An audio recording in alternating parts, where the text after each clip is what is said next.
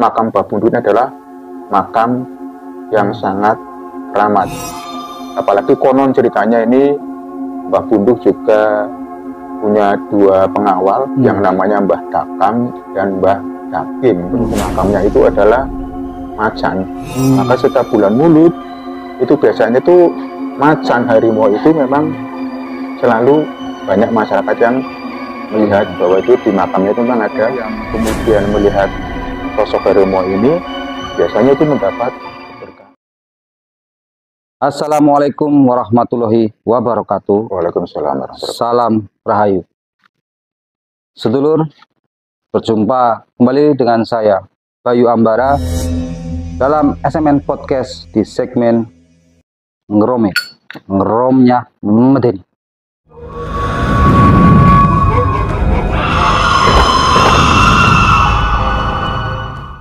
Di Ngeromet kali ini sudah kedatangan tamu spesial dan telah hadir di studio kita. Namun sebelum kita menyapa tamu kita, saya hanya ingin berpesan bahwa kita hidup bersama, baik yang fana dan nyata. Kita perlu saling menjaga keharmonisannya. Oke, tanpa berbasa-basi kita langsung ke narasumber kita, Bapak Sukamtono. Assalamualaikum Bapak. Waalaikumsalam warahmatullahi wabarakatuh. Sehat Pak? Alhamdulillah pangestunya Mas Bayu. Meskipun kegiatan lancar-lancar saja? Kegiatan alhamdulillah lancar-lancar saja. Nah, setelah 2 periode menjadi ketua KPU Kabupaten Tegal ini, ceritanya jadi pengamat sosial. Oh ya, medsos. Tapi nggak tahu sosial mana yang diamati. Saya juga tidak tahu Mas Bayu ya. Siap, Kan iya. aton keren secuil lah jadi pengamat sosial. Iya, begitu ya Pak. Oke Pak Sukartono ini Pak. Tadi saya dapat bisikan ini bahwa jenengan punya cerita kisah yang mau dibagikan ke sedulur Ngeromet ya. Bahkan jenengan juga sudah pernah menulis kisah ini ya Pak, dibukukan ya. Sudah terbukukan, terliterasi gitu. Apa Pak? Terkait apa itu?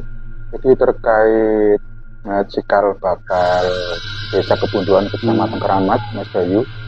Meskipun memang ini kita juga perlu dukungan literasi, tetapi memang cerita ini adalah berdasarkan cerita yang bersifat turun temurun sampai generasi sekarang, Mas Bayu. Berarti ada sejarah suatu tempat iya. Ini ya Pak. Oke.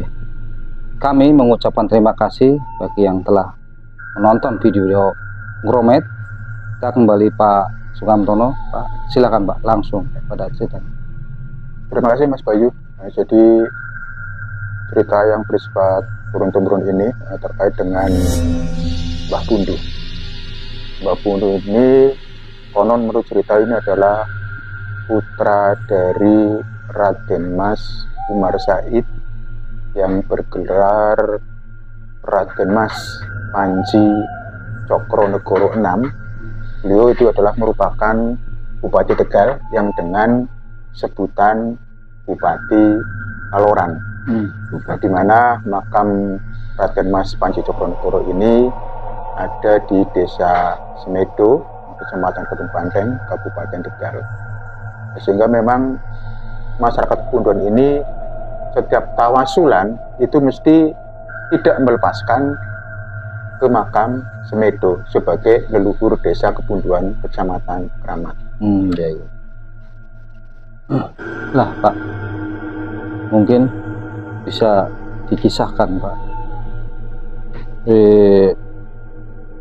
sejak awal itu bagaimana sampai sekarang ya. Sekarang bahkan masyarakat sudah sangat istilahnya dekat ya.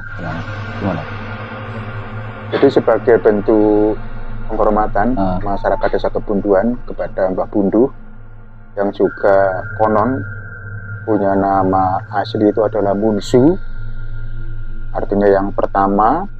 Ada juga yang memang yang menyebutnya bahwa nama Mbah Bundu itu adalah Ahmad Azhar, yang setiap kali haul itu selalu kita kirimkan, kita munajatkan doa-doa dan Al-Fatihah juga untuk Ahmad Azhar yang merupakan cikal bakal Desa Kebunduan. Dan sampai sekarang Mas Bayu ini memang ada cerita yang unik dan menarik terkait makam Mbah Punduh.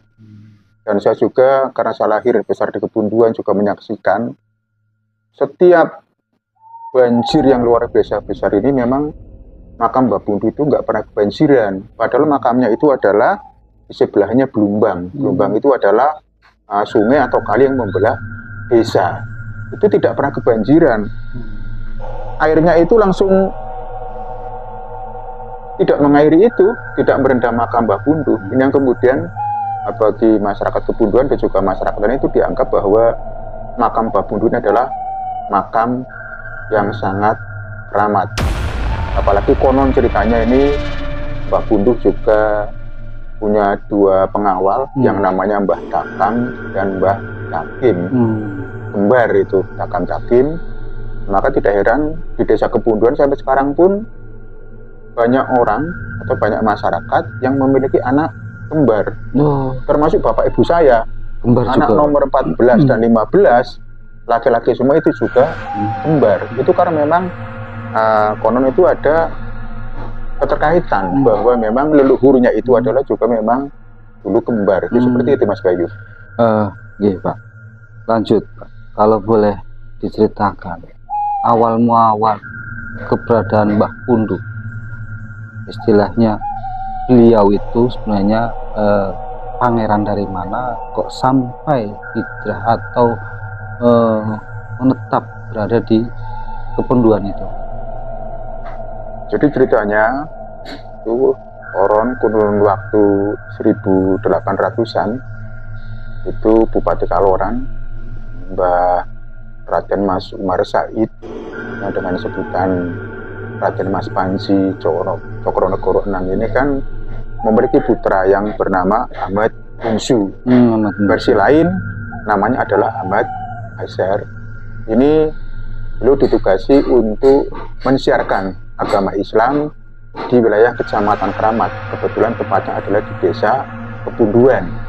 Maka Desa Kebunduan itu diambil dari nama leluhur yang borokso Desa Buni, yaitu Mbah Bunsu. Bunsu menjadi Kebunduan, di mana konon ceritanya juga Mbah Punduh ini di samping memiliki ilmu-ilmu agama yang mumpuni, beliau juga memiliki ilmu-ilmu yang kebatinan atau kebatinan, ilmu-ilmu lain yang kemudian tidak dimiliki oleh masyarakat sekarang.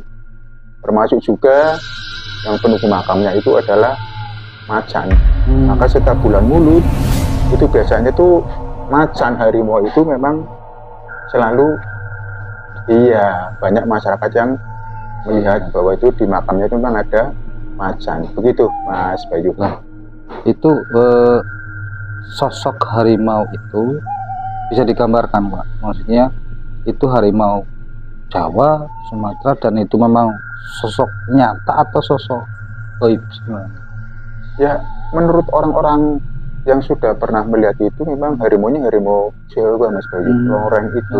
Tapi harimau itu tidak nakal. Tapi biasanya memang setiap bulan Mulud itu biasanya harimau itu muncul. Dan sampai saat ini ada. Sampai saat ini. Dan harimau itu nggak pernah mengganggu masyarakat.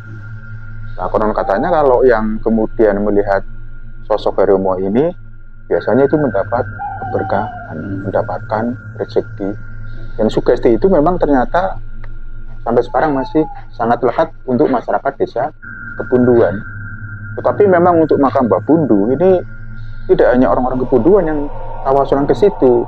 Banyak orang-orang luar daerah yang memang kita tidak tahu orang itu orang mana, dari daerah mana, tapi memang tawasulan ke situ karena memang dianggap sampai detik itu makamnya masih sangat keramat. Nah, kalau boleh tahu hubungannya harimau dengan Mbah Punduh sendiri apa itu?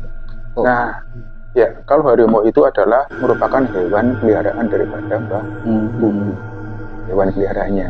Dulunya? Gitu. Iya dulu ketika Mbah Punduh masih hidup itu.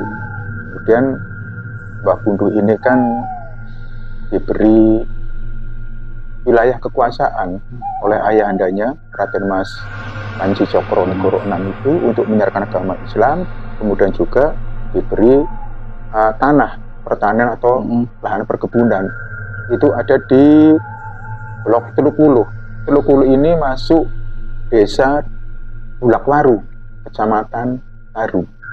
Sehingga kalau bertani, kalau berkebun, itu Mbah Bundu mesti ke Teluk Wuluh, yang konon katanya merupakan cikal bakal dari Sungai Cajaban lama. Sebelum Sungai Cajaban sekarang bergeser ke arah timur, awalnya itu adalah muaranya dari Teluk Wuluh. Maka di sekitar Teluk Wuluh itu pun ada namanya Blok Sebaya. Ya, itu konon katanya adalah penjelmaan dari adiknya Mbah Bundu yang namanya Joko Lelono. Nah, kemudian sebutan lainnya adalah Mbah Gala Gamba. Nah, Mbah Gala Gamba ini pun makamnya masih ada, tapi di Desa Kertayasa, Kecamatan Keramat. Sebelah utaranya Desa Kepunduan. Makamnya juga di pinggir Sungai Cajaban lama. Itu pun termasuk makam keramat. Itu adalah adik daripada Mbah Bundu. Nah, kemudian versi lain, Mbah Bundu juga punya istri namanya Dewi Rantam Sari.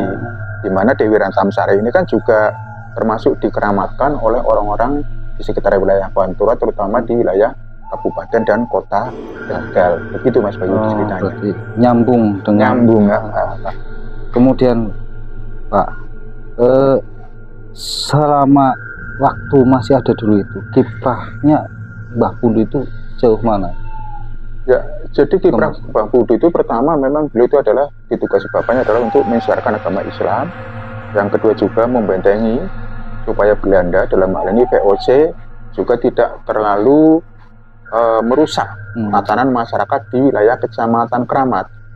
Karena memang bukti sejarah ada, termasuk di Desa Kemantaran itu dulu memang ada, sebelum ada pabrik gula Pangkah, itu memang pabrik gulanya itu di Kemantaran. Iya, untuk membentengi itu, supaya kemudian juga tugasnya adalah untuk mengusir penjajah. Maka versi lain juga disebutkan bahwa itu Mbah Bundu pernah dipanggil Gubernur Jenderal VOC di Jakarta ke sana. Tetapi Mbah Bundu tidak ke sana karena sudah tahu taktik Belanda. Paling banter nanti di sana nanti ditangkap. Gitu. Akhirnya Mbah Bundu nggak ke sana, tapi beliau tetap konsentrasi mengelola lahan pertanian dan juga memang menyiarkan agama Islam, juga berusaha dengan masyarakat sekitar untuk mengusir penjajah. Jadi memang ada nilai-nilai kepahlawanan yang sangat luar biasa dari Mbah Bundu. Begitu Mas. Pak Soekarno sendiri punya kisah yang berkaitan dengan Mbah Bundu, artinya pengalaman pribadi yang bersentuhan lain nggak Pak? Bisa dibagikan? Kalau saya paling lewat firasat mimpi-mimpi, termasuk semalam Mas Bayu. Nah, ketika hari ini kita podcast, itu semalam pun beliaunya ya mimpi, tapi saya mimpi melihat makam Mbah Bundu semalam. Maka kemudian sebagai bentuk ini, tadi juga sebelum podcast, kita juga tawasulan juga, kita munajatkan Al-Fatihah untuk beliau sebagai bentuk izin kan, ya kan. Jangan sampai kemudian nanti bahwa ada hal-hal yang kemudian beliau kurang berkenan. Begitu Mas Bayu. Saya pernah membaca literasi bahwa ada kisah yang menarik terkait istri dari Mbah Bundu yang sempat juga diganggu oleh adiknya yang tadi diceritakan Pak. Itu gimana sejati dari cerita itu? Ya, jadi ceritanya ketika Mbah Bundu sudah agak lama untuk menyiarkan agama Islam dan juga untuk mengusir penjajah di wilayah Kecamatan Keramat itu adiknya Mbah Bundu yang bernama Joko Lelono, yang sebetulnya Mbah Gala Gamba ini kan diutus bapaknya untuk ketemu saudaranya, untuk ketemu kakaknya.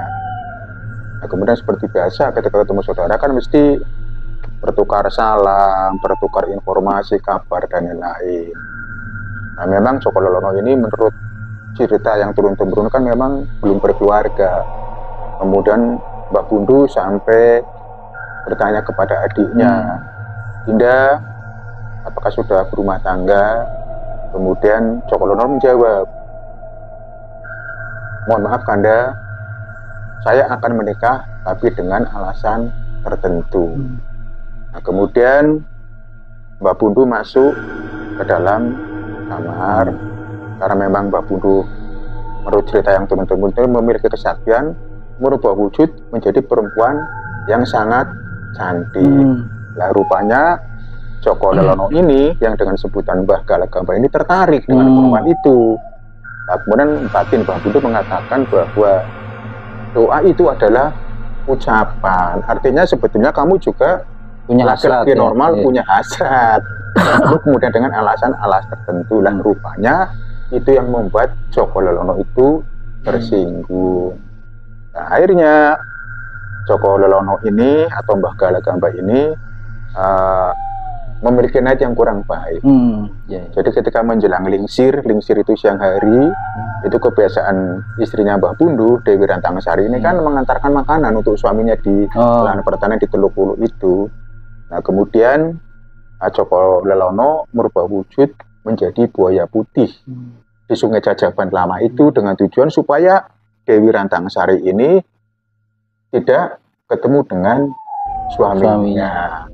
Nah kemudian Mbah Bundu ini heran loh, biasanya lingsir ini aja sebelum sholat zuhur sudah ada langsung makan udah datang, ini belum sampai kemudian asar. Ternyata itu tahu adalah perbuatan daripada keusilan daripada adiknya yang namanya Joko Lelono yang berubah menjadi buaya putih. Dan sekarang pun ini masyarakat Bolawaru juga sering dipercaya bahwa di jembatan yang bekas Sungai Jajaban lama itu memang sering ada penampakan buaya putih. Termasuk di Desa Kepunduan di jembatan Ketapang yang merupakan alur daripada Sungai Jajaban lama itu memang dulu itu sering ada penampakan buaya putih. Itu seperti itu ceritanya. Ya agak magis, agak serem lah memang. Memang kita cari yang serem.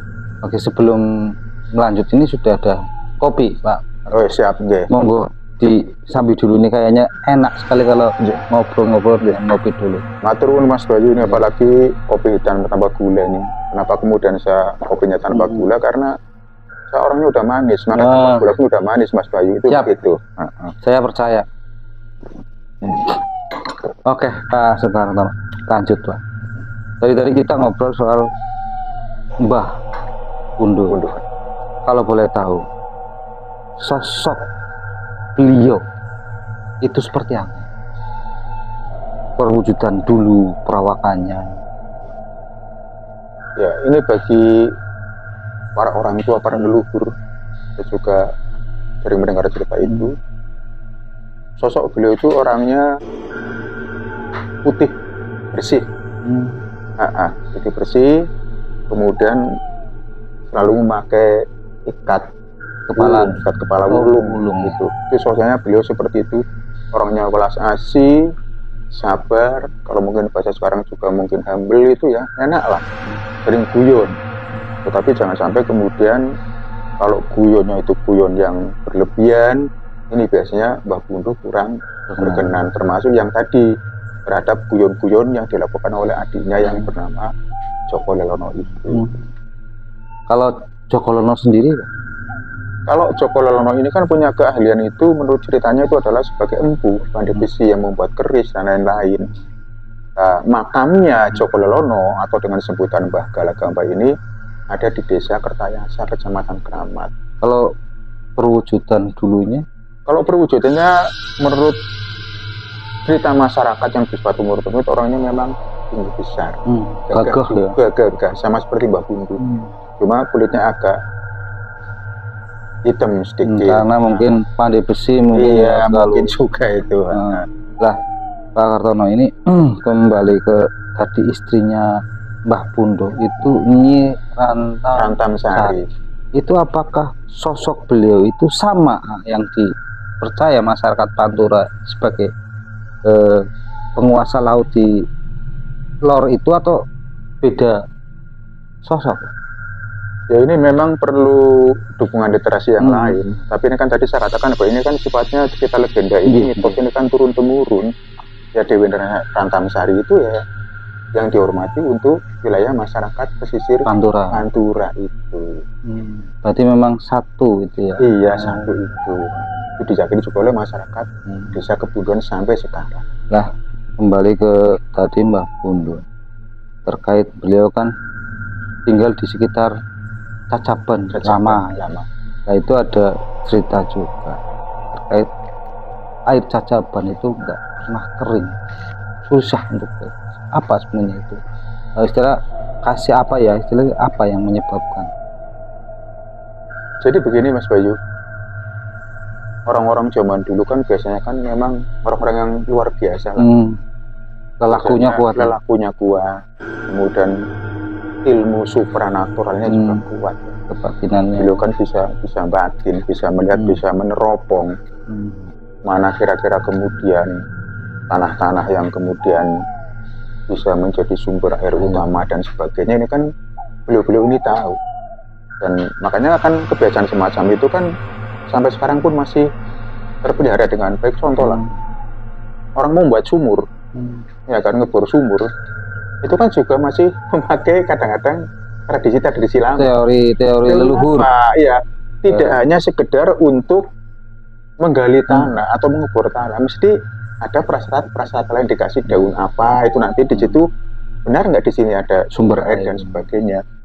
Maka sebetulnya kenapa tidak pernah kering, karena memang Sungai Cacaban ini memang sumber airnya di daerah selatan itu memang sangat bagus. Berarti artinya secara logika memang sumbernya masih bagus. Dan secara kebatinan memang itu sudah dipilih oleh leluhur kita bahwa disitulah sumber-sumber air yang ada untuk kehidupan anak cucunya. Iya, betul seperti itu. Nah, kemudian ada juga kisah yang terkait keris yang ditancapkan terus sungainya langsung kering. Itu sebenarnya apa sih? Jadi ketika Mbah Punduh tahu bahwa itu ada keisengan, keusilan dari adiknya Joko Lelono mengganggu istrinya. Cerita lanjutan tadi. Iya, cerita lanjutan itu tadi. Akhirnya Sungai Cacaban Lama itu dialirkan ke wilayah lain.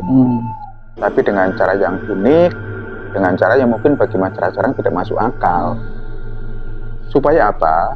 Supaya memberi pelajaran kepada Joko Lelono ini yang menjelma menjadi Boya Putih, supaya berpikir bahwa mengganggu ataupun merusak atau merebut hak orang lain itu adalah tidak baik. Akhirnya Mbah Punduh itu menancapkan keris.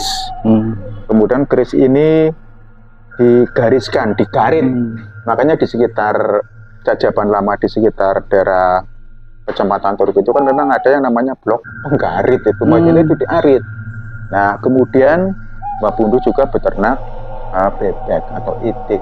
Akhirnya keris itu setelah menggarit Sungai Cacaban itu supaya airnya mengalir ke wilayah lain, kemudian bebek itu dikasih keris di atasnya sama anak-anak bebek itu atau meri itu. Pesan Mbah Punduh bahwa bebek ini untuk mengikuti arah air yang digarit tadi, yang kemudian nanti ceritanya itu akan membentuk nama desa-desa baik yang ada di Kecamatan Surajadi yang dilalui oleh bebek itu, dan juga sampai ke muara di Desa Maribaya Kecamatan Rama. Jadi ceritanya begitu Mas Bayu. Berarti saling terus berkaitan. Iya, saling berkaitan. Lah, kalau saat ini sendiri sosok pendamping dulu, sahabat-sahabatnya mungkin ya, atau peliharanya Mbah Punduh kan tadi bisa sering terlihat, sampai sekarang ada berapa yang sering terlihat? Mungkin yang sering, mungkin Pak Katono kan kerap tawasulan. Yang sering saya dengar itu memang harimau itu. Harimau itu setiap bulan Maulid mesti ada masyarakat yang di kata. Iya. Kemudian juga namanya apa ya, orang terdekatnya itu Mbah Kakam Kadim juga ini. Maka kemudian sampai sekarang itu di makam Mbah Punduh, kalau tawasulan untuk hal-hal yang baik pasti tidak ada masalah. Tetapi tawasul untuk hal-hal yang tidak baik, contoh misalkan kan, sekarang kan lagi musim togel ya Mas Bayu, itu situ tawasulnya mintanya nomor itu misalkan ya, 2 angka, 3 angka atau 4 angka. itu nggak bakalan.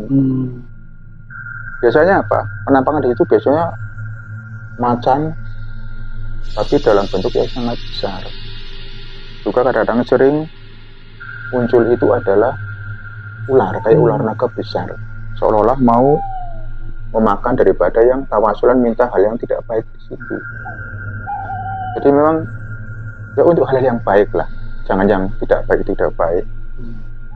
Pernah juga, itu fakta ya nyata, maling itu pencuri itu pernah mencuri desa kebunduan, dilalah larinya ke makam Bambudu itu aja nggak bisa keluar, hanya muter-muter saja.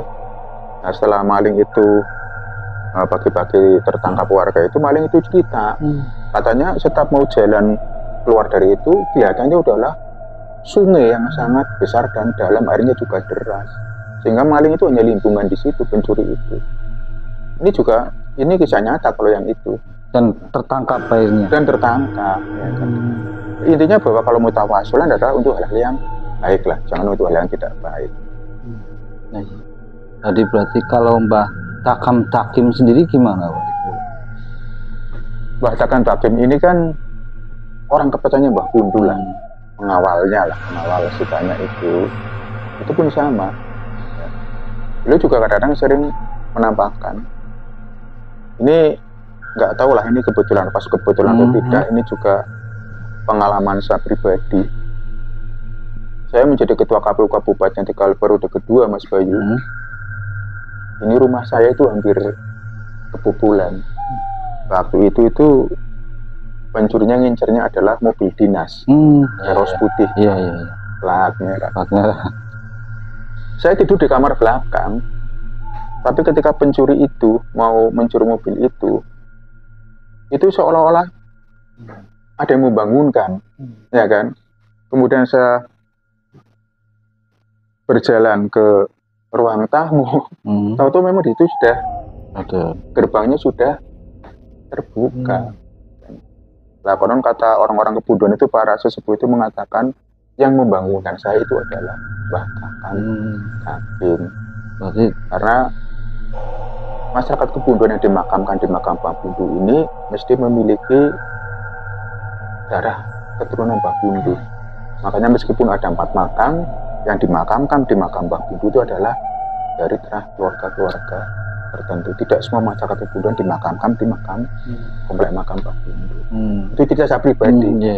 Percaya tidak percaya, nyatanya memang fakta. Alhamdulillah nggak jadi akhirnya mobilnya aman, tugasnya lancar. Iya, tugasnya lancar, pencurinya kabur itu. Ini pengalaman saya pribadi itu, pernah seperti itu.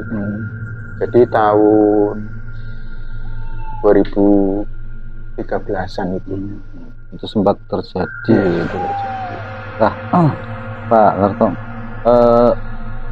andai kata bagi mereka masyarakat yang bertawasul kemudian diberi penampakan sosok harimau, itu tawasul baik ya, dalam arti tawasul baik. Apa yang harus dilakukan? Karena namanya manusia biasa diperlihatkan sosok hewan buas pasti takut.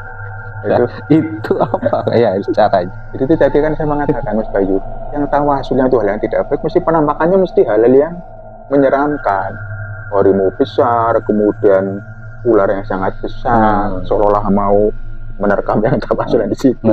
Tapi kalau yang baik-baik, itu konon katanya itu memang adem, tidak ada.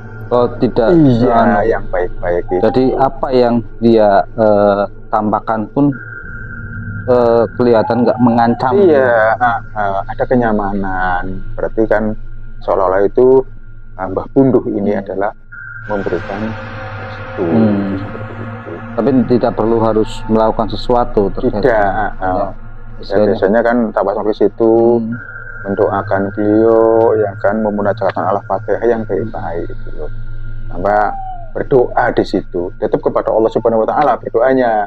Nah, tetapi kan mendoakan Mbah Bundu ini dengan harapan juga Mbah Bundu di sananya juga mendoakan bagi orang-orang yang tawasul ke situ. Saling. Pak Kartono, sampai sekarang sudah nyampe keturunan berapa kalau boleh tahu dari terahnya Mbah Bundu? Mungkin Pak Kartono juga salah satunya mungkin. Ya, kalau melihat daripada kehidupan itu sekitar 1800-an, ya mungkin kalau ditarik sekarang ya mungkin udah keturunan ke-7 lebih. Ke-7 lebih, karena Mbah Bundu itu kan Borekso Desa Kebunduan itu di tahun 1800-an. Kan sudah hampir 223 tahun yang lalu. Makanya kan bekas-bekas Sungai Jajaban pun masih ada, Lombang itu sangat memanjang itu. Artinya memang sudah sangat lama sekali.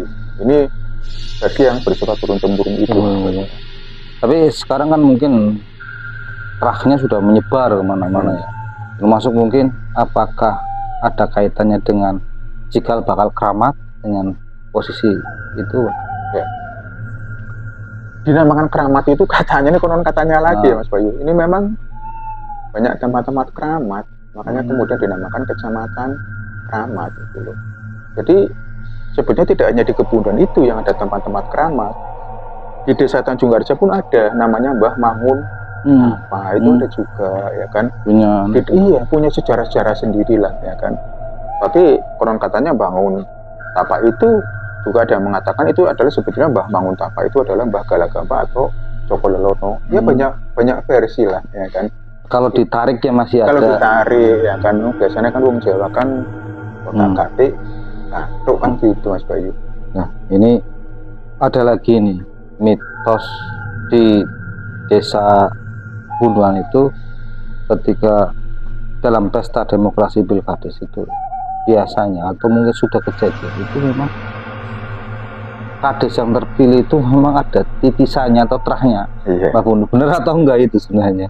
Jadi gini, betul Mas Bayu, bahwa kades-kades yang terpilih ini kalau bukan ada terah langsung dari Mbah Bundu, ini biasanya ketika memimpin desa ini juga kurang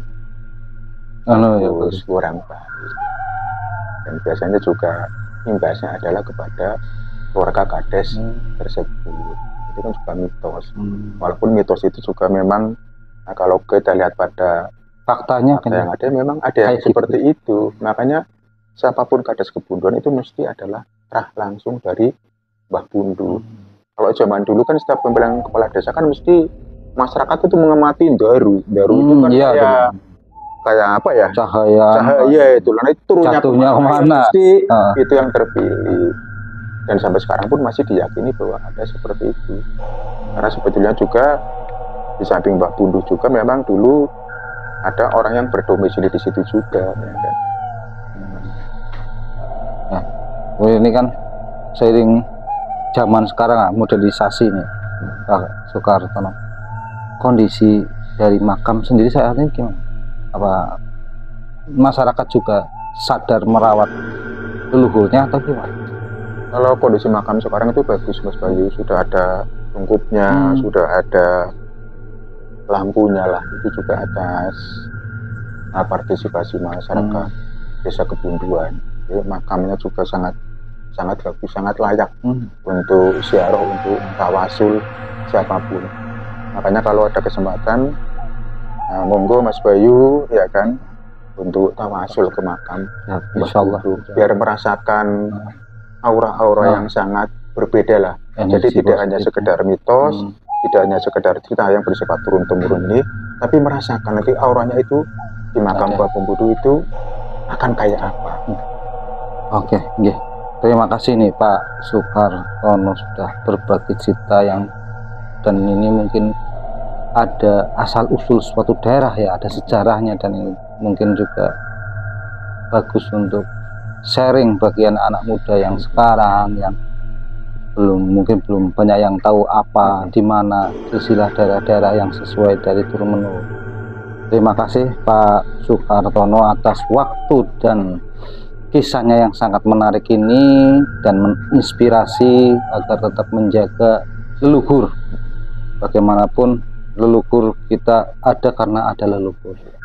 Demikian petulur, demikian kisah Ngeromet kali ini, bahwa leluhur tetap harus dijaga, leluhur adalah cikal bakal kita. Kita yang diwarisi harus bersama-sama menjaga. Saya Bayu Ambara mengucapkan terima kasih dan sampai jumpa di Ngromet lain waktu. Jangan lupa subscribe, share, and like. Wassalamualaikum warahmatullahi wabarakatuh. Salam Rahayu.